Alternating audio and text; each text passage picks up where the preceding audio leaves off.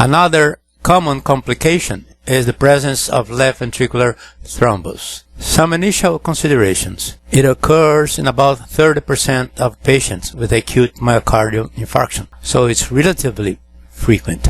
The sensitivity for the echo detection is between 77 to 95% in several studies.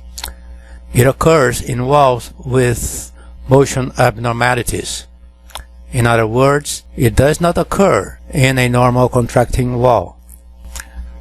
It may be sessile, with large fixation base on the wall and with the surface generally plane. This is an example. The sessile thrombus occupies this whole area of the wall as its base, at the apex of the left ventricle, and it was fixed.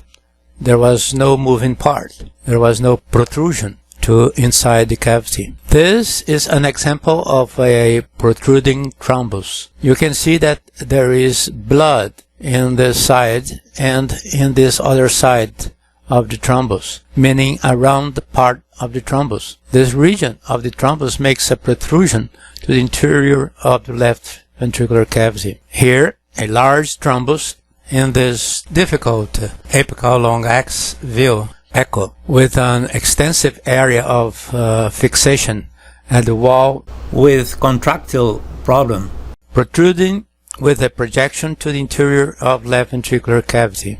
One more example of a thrombus inside an aneurysm. It's sessile, fixed, and non-protruding. And those with a central area showing less echo contrast, probably due to be of recent formation. Those that are old usually have uniform density, sometimes with many layers, similar to onion. An example of a protruding with mobile thrombus. This is an example of a dangerous thrombus. They may be fixed with no movement, or they may be mobile, usually only its tip. An example of a protruding with mobile thrombus. This is an example of a dangerous thrombus. The thrombus that more frequently are associated with embolisms are those that are mobile, those with a protrusion, and those adjacent to a hyperkinetic wall. This example shows a protruding mobile thrombus in a kinetic wall, but adjacent to a hyperkinetic wall that makes it to have an exacerbating movement. There is a great possibility of an embolus.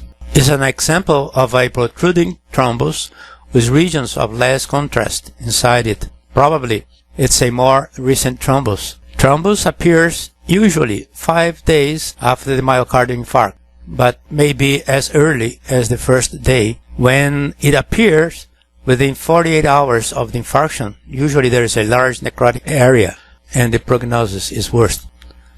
They may show spontaneous resolution within 12 days or 9 months. Transesophageal echo rarely will have an indication to diagnose a left ventricular thrombus, since usually it's better seen by the transthoracic echo, since frequently it's in the apex, and this area is closer to the chest than to the esophagus.